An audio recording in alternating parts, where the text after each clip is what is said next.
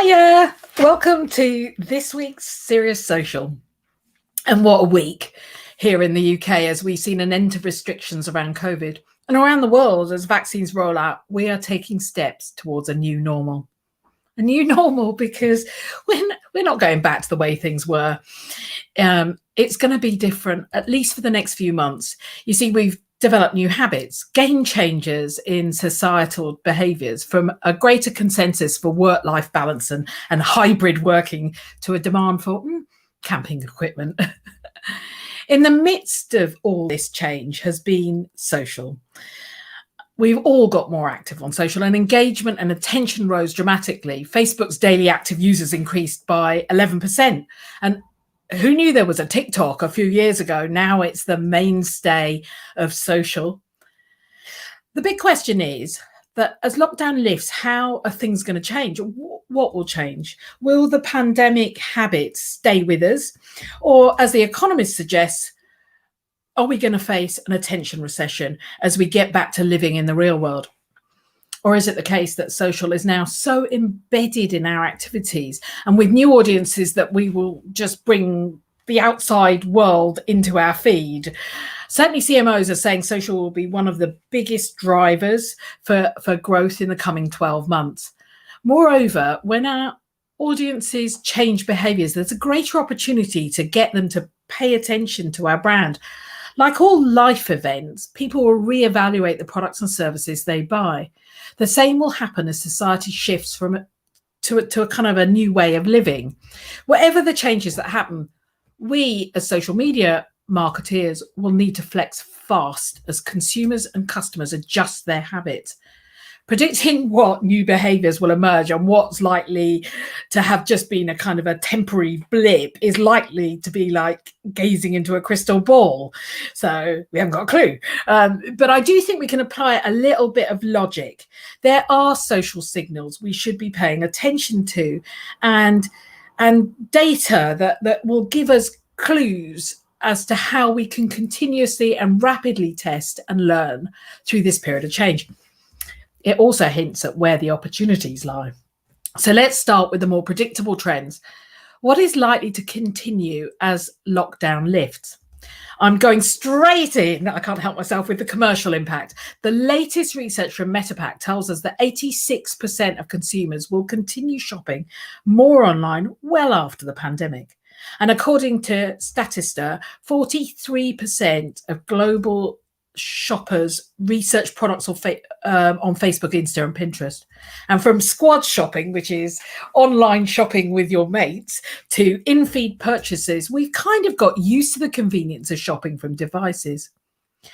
Added to which, the pandemic, hallelujah, drove brands to be better at their digital transformation, improve customer journeys, and create relevant experiences, making it easier to buy. And then also the last 18 months has seen a deluge of options as direct-to-consumer brands appeared. Choice and convenience have made this a habit that is likely to stick for some time. The platforms themselves changed, bringing more tools and formats to support social commerce. Live streaming jumped into this arena. There's a nice bit of research from Core Sites, which suggests that in the US alone, live stream shopping will be worth 25 billion in sales by 2023.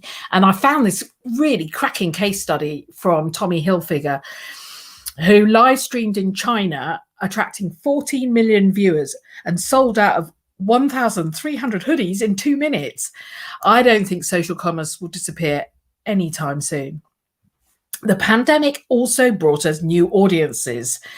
The baby boomers have flocked to social, spending on average, when I found this, I just thought this was amazing, an hour and 20 minutes a day on social media.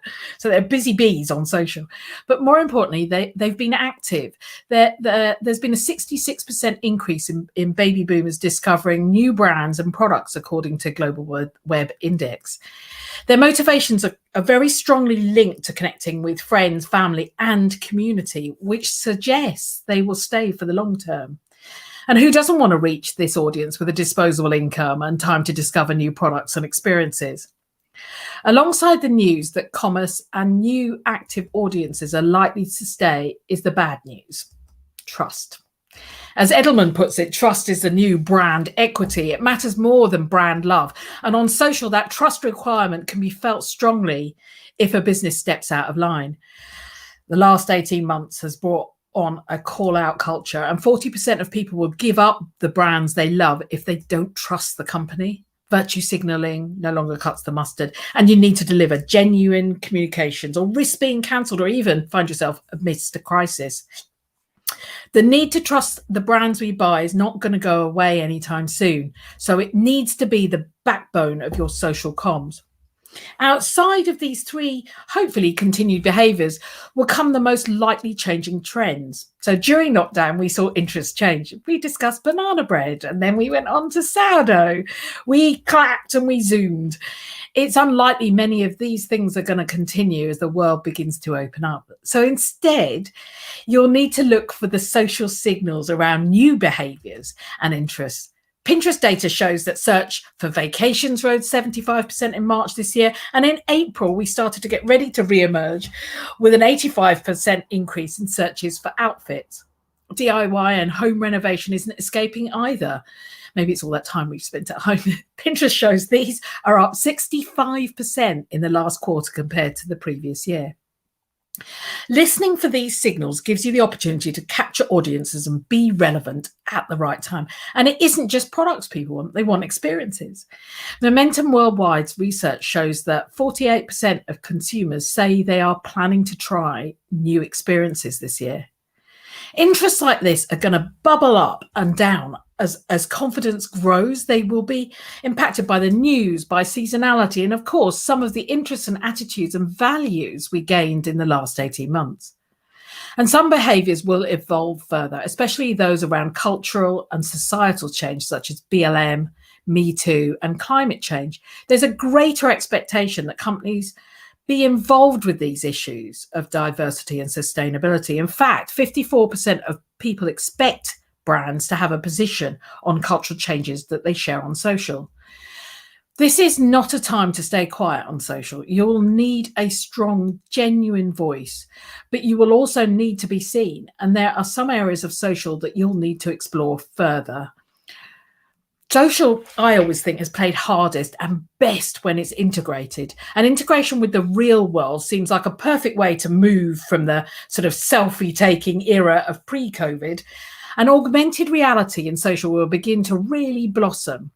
It's an immersive experience, which we've really got used to with filters and animated backgrounds. Instagram, Snapchat, and Facebook have all made AR part of their features, and 43.7 million social media users used an AR filter at least once a month in 2020, compared to 38 million in 2019. So AR is just no longer just Pokemon Go. It's kind of grown up to help brands and businesses as it's being used for things like live events, product placement, and even enhanced e-commerce. So as lockdown lifts, you need to focus your social on these behaviors, the ones that will stay the same. Look for signals that reveal opportunities to join trends, interests, attitudes. Understand how the behaviors have shifted and start playing with some of the new formats like AR and VR. Of course, in truth, there is so much more to talk about. The changes in paid social, for one, the need to bring social closer to the spaces we can now get to, and the rise of ephemeral content that kind of only lasts a twinkle, all of which are on the rise or changing dramatically. But the reality is that for anyone focused on social, the next few months are going to be interesting and bloody busy. You'll need to be agile, focused on a real test and learn culture, and ensure that you kind of grab a piece of the new normal for your brand. So there's lots to talk about, and it's going to be a bit of an adventure over the next few months. I will make sure that I keep you all updated on any changes we see in the data. But in the meantime, have a lovely Friday, brilliant weekend, and we'll be back again with another Serious Social next Friday. See you then. Bye.